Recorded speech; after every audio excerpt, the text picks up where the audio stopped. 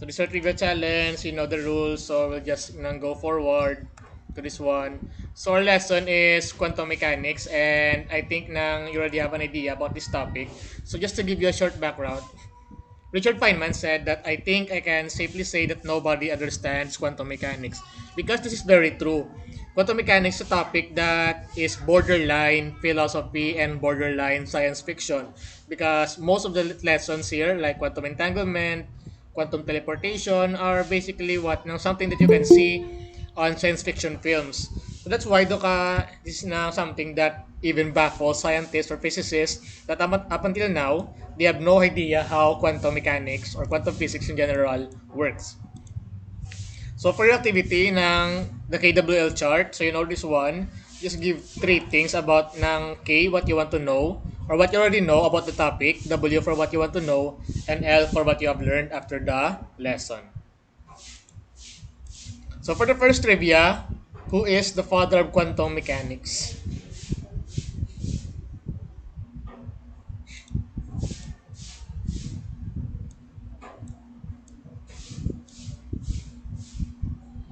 Okay? Yes, group 2. Sir, si Max Planck. Correct. The father of quantum ng mechanics or even quantum physics is Max Planck. So Max Planck, siya naging name ang pagkwanta or gatawag tanga quantization of particles or very very small particles because you cannot count very very small particles so decide to quantize. So he also said that light comes in packets of energy and we call that photons, having both wave and particle properties. Ang H niyo, this is the Planck's constant. It was also named after him, among few other things like the Planck length, so the smallest length to be considered, so on. So he won the Nobel Prize in 1918 for the discovery of energy quanta. So quanta is a way for physicists to count, okay? To count or consider as the minimum size in which atoms can release or absorb energy. So kung mag-quantize ka, you're basically assigning numbers 1, 2, 3 to very, very small particles. So muna siya ang atong nga, remember this one, when you were in grade 9 and even in the electromagnetic spectrum, the E equals to h dot f. So h is the Planck's constant, f is the frequency, joules per second will give you the energy of an electromagnetic radiation. Okay, question so far? Questions? None. So group 2 got the point, group 2 1, group 1 0. Next trivia, on what year was Quantum Amusement Corporation first established in the Philippines?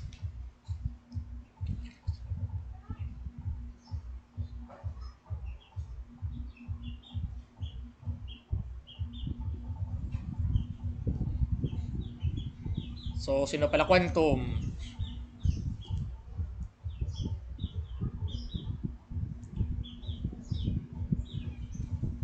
Okay? On what year was Quantum Amusement Corporation first established in the Philippines?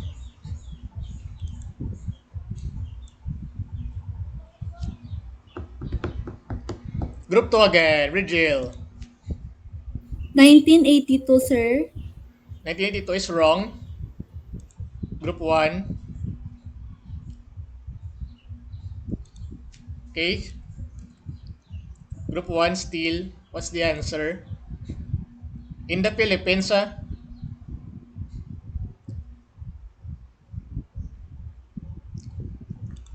Okay, group 1, you can steal 15 seconds. Go. 15, 14,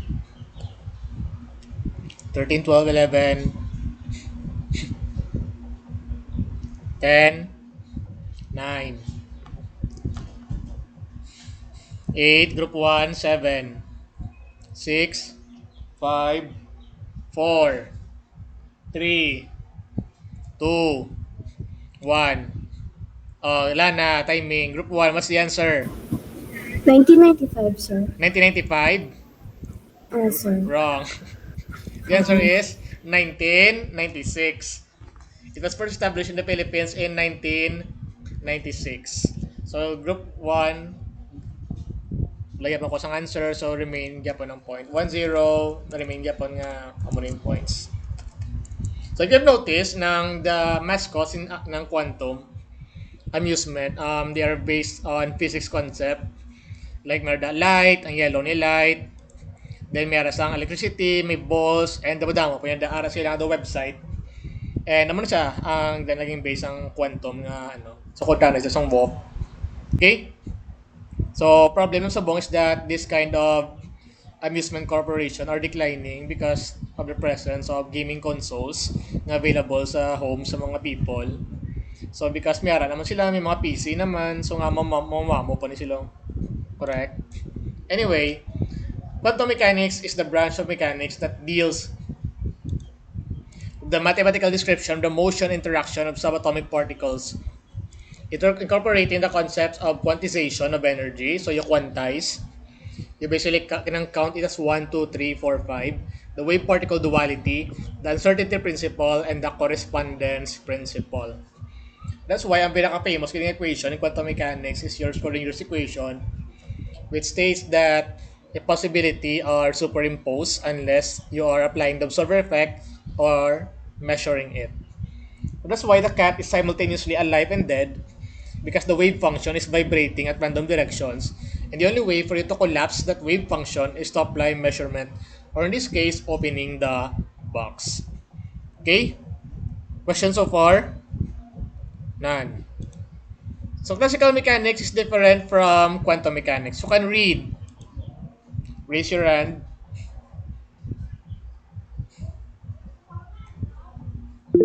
Yes, Marinella.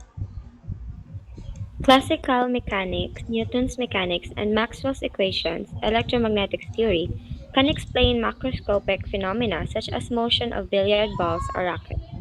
Quantum mechanics is used to explain microscopic phenomena such as photon atom scattering and flow of the electrons in a semiconductor.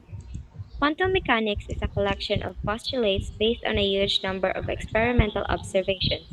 The difference between the classical and quantum mechanics can be understood by examining both the classical point of view and the quantum point of view. Alright. So, a major difference between classical mechanics or Newtonian mechanics is that we are dealing with bigger objects or macroscopic phenomena, while quantum mechanics is for microscopic or subatomic particles. So basically, meaning, as you go smaller and smaller, as you go to the subatomic level, particles behave differently. Correct? They don't follow the classical physics. Like for example, in classical mechanics, you throw a billiard ball against the wall. Correct? So what will happen to the billiard ball? It will either, of course, will bounce off from the wall. Correct? Or it will crack the wall. Among sa mga possibilities. But, in quantum mechanics, if you fire an electron on a particular barrier, because of the application of the wave function, the electron has the possibility of facing through or tunneling or will tunnel under the wall. So meaning, galusot siya sa pader, the electrons pwede makalusot sa pader. Amo na sayang katabo sa quantum mechanics, mga electrons nga kung tulukon mo ga behave like a particle, di ba? Sa dual slit experiment. Correct? So kung pabayaan mo, ga-behave sa wave, di ba? So mo na saya ang weird na behavior sa mga particles at microscopic phenomena. So basically, you cannot compare quantum mechanics and classical mechanics because particles behave differently.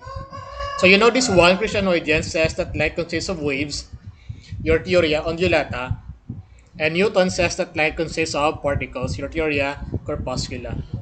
So amo gid sila gining duwa ang main competing nga mga physicists regarding to the property of light. Okay? Question so far? Okay, none. So in internal mechanics, the laws are written in terms of particle trajectories. What are particle trajectories? If you can still remember when you were in grade 9 or even in physics nga mga topics in the past. What is a trajectory?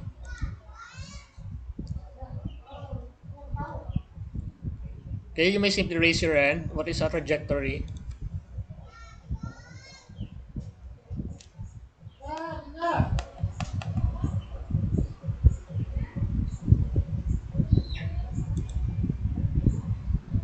Okay, anyone?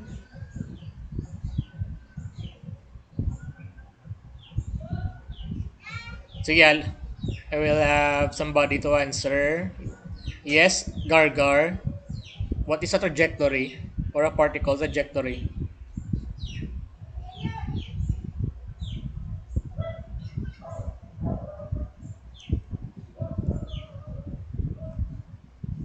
Gargar, are you there?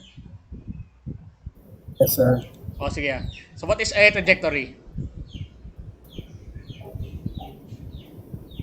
Particle trajectory.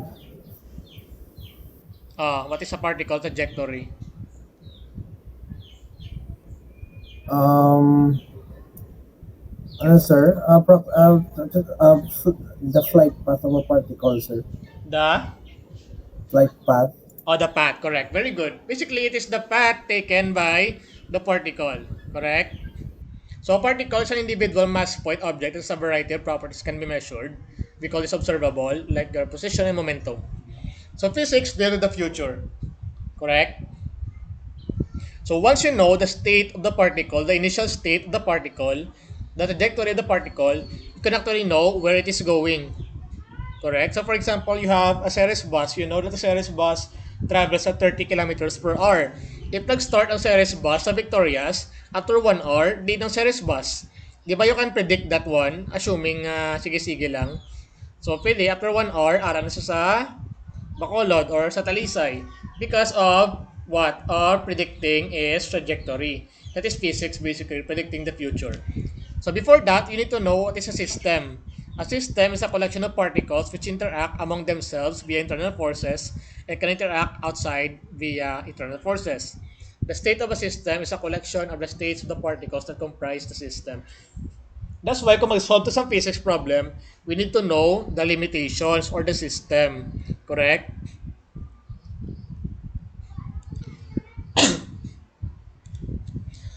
Like for example, kung may ara ka na sa sa free fall, 'di ba kung magdagdag ka sa bola on top of a building, we usually state neglect air resistance, correct? Because if you include air resistance, it is now becoming part of the system. So meaning, you need to solve. Malain ang imo nga malain ang imo nga solusyon, di mo na ma-apply ang formula nga t equals to square root of 2y over g because you already have air resistance in the equation.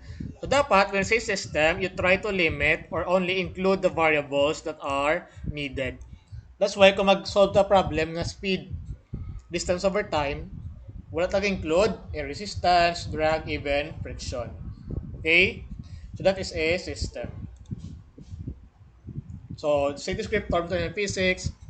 Second law, a principle of causality. You can read and sige, read na ya. Lana, go.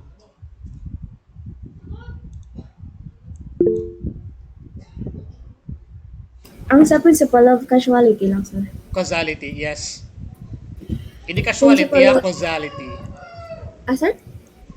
Casualty na out, causality, mano. Ha? Yeah. Sorry. Principle of causality. Two identical systems with the same initial conditions, subject to the same measurements, will yield the same results. Okay. So basically, causality, cause and effect, if you have two identical systems, the same condition, the same everything, it will yield the same result. So kung meron kada duwa ka series bus that both travels 30 kilometers per hour and they both live victorious, after 1 hour, they will both arrive in the same location. Okay? That is the principle of causality. If you have the same ng system, of course, it will yield the same result. Alangan nga malain ng isa, kaya pareho mo lang sila. Correct? Question so far? Can you, can you nang disprove the principle of causality? May possible way nga pwede mo ni Yes, Lana? Lain siya sa ginamba mo, sir. Pero to like through gini sa premise, sir. Hindi ano? Like to gini sa perme kung gid kung two identical systems nga may same initial conditions. Todi. Same sa with perme. Todi. Nga, paano maglainaw? Lang Can you curious, sir. contradict this one? Hindi kay Di ba sa ginambal mo, sir, nga bus to nga example, ginambal mo nga kung pareho sila nagkadto sa pero sa halin sa Victorias, tapos nakadto sila sa makadto sila di sa Bacolod, dapat mapareho sila kadto to. Pero what if bisamta pakadto sila do may traffic or something, tapos doon nag-una ang identikas ang isa ka bus. Principal, Hindi ka na identical eh. Hindi hindi. na ka mo identical. Kaya hindi na ka mo subject to the same measurement. Kaya may traffic ang isa, isa wala. Gets? So, ang initial conditions, or muna siyang tanan nga conditions before sila nakaabot Oh, sa... before. Like for example, you know, everything. Ito na nga factors. Kung ano daw nga sa series bus, ano ang ilang nga speed, initial speed, di ba? Meron na initial everything. Ito nga factors. Mm. Why do you have something in mind? Principle, no? Hindi pa law of causality. So basically, may possibility nga base malain mo ni, especially when it comes to quantum mechanics, because we're dealing with Newtonian physics. Correct? So when it comes to quantum mechanics, sometimes this ng causality principle is being violated because of the randomness of things, which we will discuss later on in the next slides. Okay? Sige pa. Thank Okay. Nan. So quantum particles can act as a both particle and a wave. So for example, you have the wave particle duality. And the problem with quantum state is that their language is always probability. They use the language of probability theory or random chance. Kanang to ka mo, no? Ant-Man and the Wasp. Sino ka lang to? Raise your hand. Di ba may scene na nga they try to rescue the mother of Hope ang sa ano bla, sa quantum realm, and they are dealing with ng probability. Correct? They're dealing with chances kung paano nila ma-recover ang mother. So, muna siya, even to Legros equation, di ba, this na arrow here, it deals with probability. Correct? Because 50-50% chance ara mismo sa thought experiment ni Schrödinger nga may 50-50 chance. So, meaning, probability siya. Then, an observer cannot observe a microscopic system without altering some of its properties. Neither can one can predict how the state of the system will change. That's why this one is very, very a violation of principle of causality, because nobody can predict. Quantization of energy is yet another property of microscopic particles. Questions? Sige. Questions? None. Next trivia. What is the alias of Walter White from the TV series Breaking Bad? Ilan to ako muna eh. Okay, go.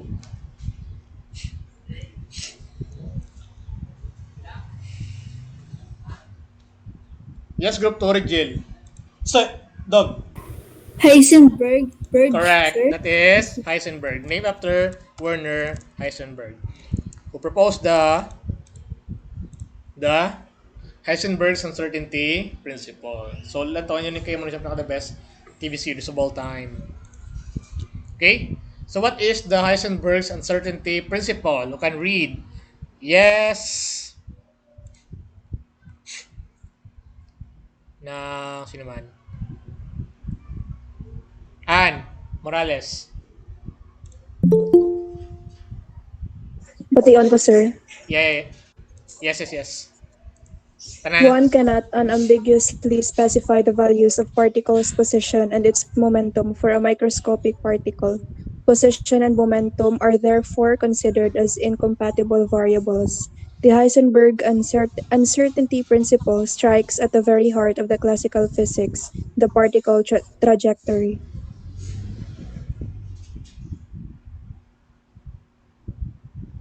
Sir.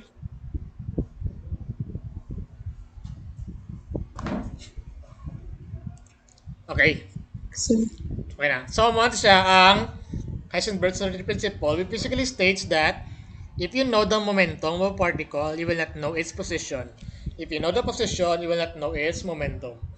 So this explains the motion of electrons around the nucleus. Di ba what is the most accurate model of the atom?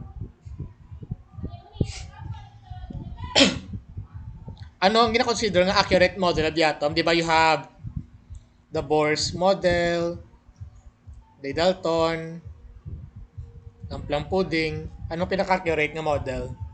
Do you still remember when you were in grade 9?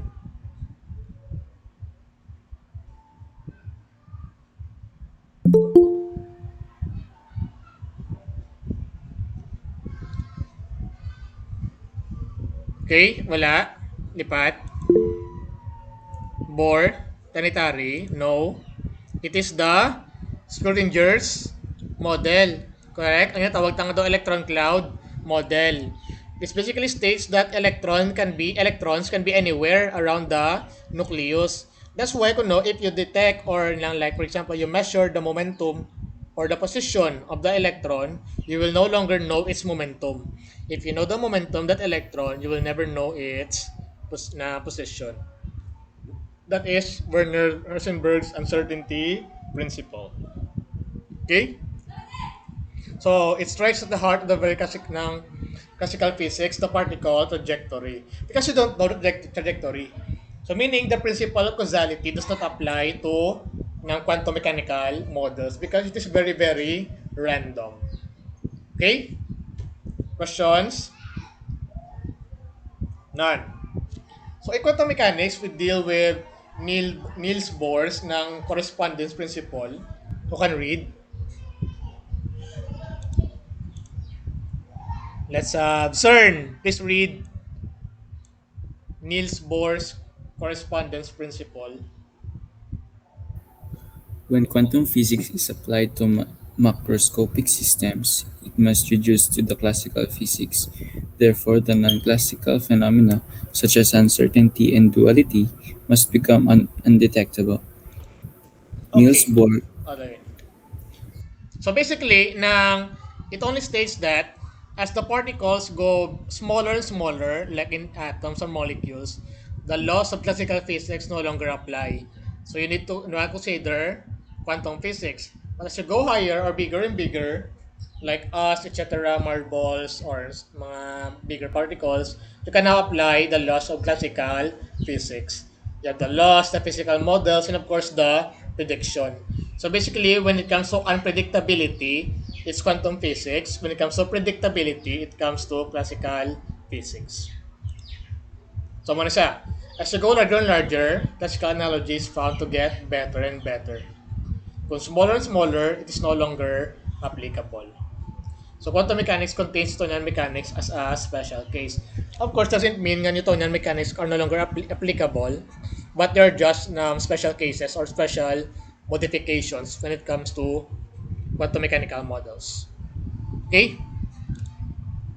So you have there the black body radiation, an example of ng application of quantum mechanics because na for example, incandescent lamp is red hot because it emits a lot of EM waves, especially in the infrared region. So usually mga black holes na black glass and your black body ng mga objects na very very hot because they're very very absorbent, they can emit your this kind of radiation. Then of course you have the wave particle duality. I think you know this one. And this is one of the weirdest weirdest experiment, correct? Dahil di ba, you know naman ng light. Light can be both a wave and a particle. But what about electrons, which are particle? Can they also behave ng both as a wave as a particle? So in wave particle duality, it says yes, electrons can be a particle and can be a wave. It possesses the wave particle duality or the wave particle nature. Di ba may experiment ni nga the double slit experiment man? Correct? Nga sang gina-observe nila, applying the observer effect, the electron is ng what? Naga-form ng diyo, dahil lang part 2. Kung may buho, kadi nga isa ka buho, so maigo lang di.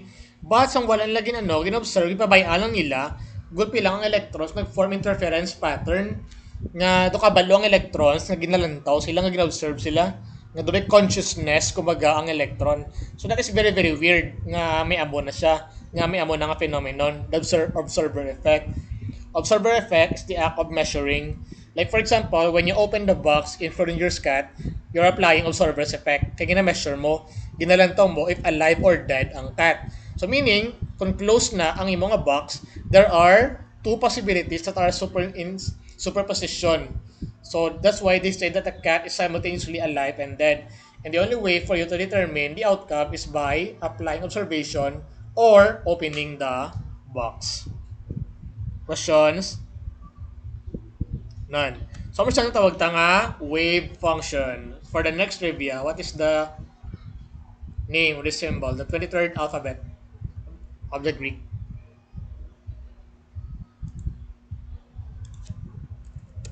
Group 1, habol.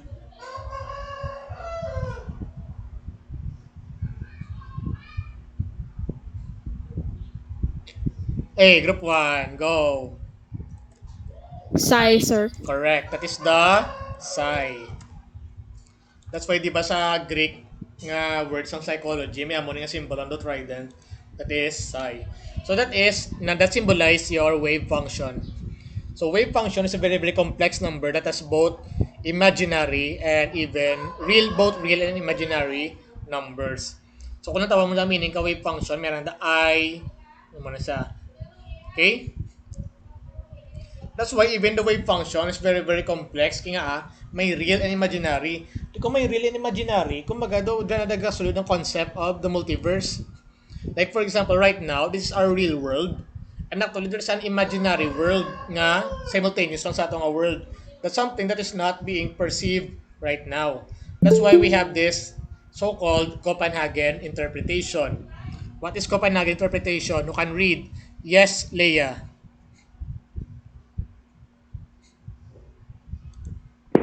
Copenhagen interpretation. Physical systems generally do not have definite properties prior to being measured, and quantum mechanics can only predict the probabilities that measurements will produce certain results. The act of measurement affects the system, causing the set of probabilities to reduce to only one of the possible values immediately after the measurement. This feature is known as wave function collapse. Alright. So actually, ng Copenhagen interpretation is a very, very, ano man, duka stupid ni sa nga pag-explain sa mga bagay-bagay. Yet, it is very, very famous. Why? Di ba going back to Schrodinger's cat, you have na do not have definite properties prior to being measured. But sa case ng cat, there's only two possibility, right? Alive and dead. Now, how do you know if the cat is alive? By measuring, correct? By opening the box, and therefore the possibility, the wave function will collapse into only one. Kita niyo kaso, only one of the possible values, no matter how infinite they are. And you call this one as the wave function collapse. So imagine nyo class, sa box, nga close pang box, ang wave function sang cat, ga-vibrate. So ga-vibrate siya. Can you see the motion of my cursor? May mouse cursor. Kita ang class, ang akong arrow sa mouse. Yes, sir. Okay. So imagine nga ang cat sa box nag-vibrate, gusto ga-vibrate siya, di ba? Correct? Now, pag open sang box, it will not vibrate, it will collapse to one possibility. It's either alive or dead. So pag open mo class nga alive, amo na siya ang one possibility naging collapse siya. But anong implication? What about the possibility that the cat is dead? So ang muni ko no class ang ginatawag na nga multiverse, wherein that state where the cat is dead is actually in a other parallel universe where you open the box that the cat is dead. And you're just not aware of it because it is on the imaginary state. So for example, when you wake up in the morning and you don't know what you will do next after waking up. So for example, you have infinite possibility or infinite nga decision. Like for example, ma-brush if I brush my will I brush my teeth? Will I check my phone? Will I roll? Correct? So ang wave function naga-vibrate. Pagpili mo na sa isa ka decision nga sige, I will brush my teeth. So nag-wave function collapse into that possibility. Follow?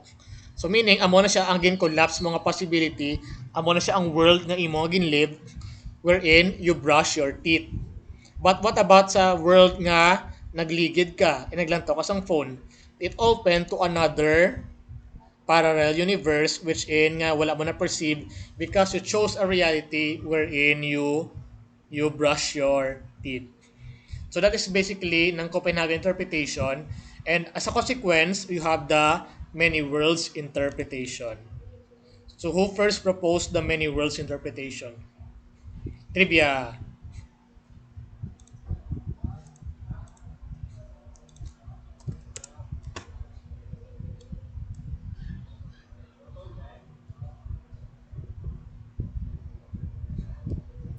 Group 2, Cliff. First name, last name. Everett, sir. Everett the third. Louder, louder. Ay, record mic. Everett the third. You Everett. Correct. You, Very you, good. Everett the third. Okay, so that is you Everett. So you Everett, nang amo siyang do, asserts the objective reality of the universal wave function and denies the actuality of wave function collapse. So gapatig saya nga may many worlds interpretation. In fact, dinidiging correct ang Mandela effect. Are you familiar with the Mandela effect? Raise your hand if you're familiar. Yes, Cliff. What is Mandela effect? In short terms, what is Mandela effect? Though, lain ang nabalance ang damo nga tao, parts ang katawan, das lain man ang nabalance ang iban. Correct. So, Baka basta duwa din ka, base, ano. continue, Mera. Sige. So, din base siya kay Nelson Mandela. Correct? So, damo na siya, like for example, Mera, ng pinaka-classic, yun ang example is ang Snow White. Okay, like for example, sa animated film na Snow White, what did the witch or the stepmother said in front of the mirror? Is it mirror, mirror on the wall or magic mirror on the wall? Sino gamba nga mirror, mirror on the wall? Raise your hand. Who's the fairest of them all? Sino gamba mirror, mirror on the wall? Si Cliff. Oh, si Cliff. Nagamba mirror, mirror on the wall, What about who says that it is magic mirror on the wall? Who's the fairest of them all? You have none. So meaning, si Cliff might be in some other dimension right now. Ang world ni Cliff, kinagambal sa yung mirror, mirror on the wall, nag-crossover sa world ta, nga gambal, nga magic mirror on the world na da. So meaning, class, Cliff is an impostor. Cliff, i-search mo na sa YouTube or sa or basta ginungod, imagine ko nila nga ginungod mo, vote ang magic mirror on ang mirror mirror on the wall. Nan. Uy, ko kagilan to, pero nabatian ko lang. Mirror, mirror. Mirror mirror. Alam mo ginabatian mo yan, mirror mirror kaya. Amo nang istorya nila. Pero may anong batian ko man. Kaya Class. ko ano. Delikado ni class. Si Clip class ang sa Among Us class. Bantay-bantay ka mga Clip. Anyway, sa mo na sa Sir, kuno. kung Ano Clip? Sir, kung nagduwa bala sir, kung ang isa ka timeline sir nagkadto sir sa isa ka timeline do nagtandugan sir, hindi mo na sir makolapse sir ang timeline sir. Actually class, tama interpretation. Like for example, di ba you know the concept of matter, antimatter, right? Familiar? Matter, antimatter. For every matter, there's antimatter. You are matter, correct? And you have antimatter. What will happen if antimatter and matter collide? Gano sila? They will cancel out. Di ba in the beginning, before the Big Bang, nang there was matter and antimatter nga nagabunggoanay, correct? But according to kay Neil deGrasse Tyson, for some reason, nagdamo ang number sa matter kaysa sa antimatter. So because nga damo ang matter sa antimatter, naging possible ang pag-start sang universe. Amo na kuno class ang reason. So anyways, just ng some interpretations, theories, so basi magdako ka mo, maging physicist ka mo, ma-discover nyo nga may parallel universe manggid, or basi magtulog ka mo, di ba class, ang dreams ta kuno is our vision of ourselves and a parallel universe. Correct? So magdamgo kada nga naging kamo ni crush mo. May klasiko? Ha?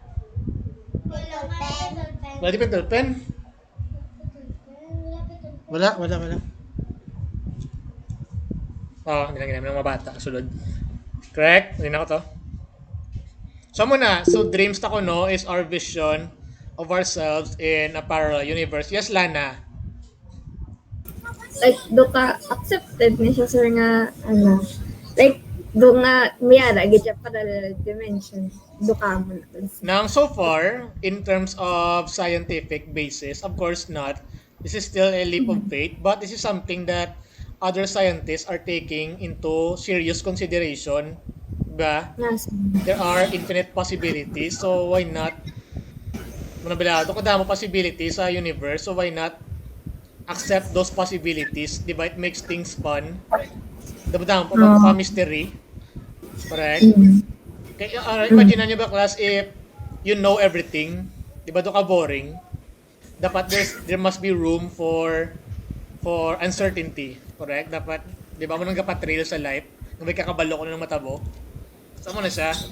So, hopefully, ano gusto nyo? Nami magibla? Kung may parallel universe, sadya niya, correct? If you watch the documentary of Mikyo Kako, bala, the only way, di ba, a universe will soon die out, magaguba ganyan ang universe, ang santa, makollapse. So the only way kuno for us to escape that one is to jump to another universe. That's why may mga string theory, mga wormholes, time travel, so on and so forth. Sama na siya. So we will never know what will happen next. Okay? Question so far? Questions? None. So this will be your quiz. It is already up. Ay, dinagin. Quiz yun uploaded na nasa Google Classroom. So this is your assignment. So cite one film that features any concept of mechanics, explain 500 words, how it was used and whether it sounds plausible. And that ends our presentation.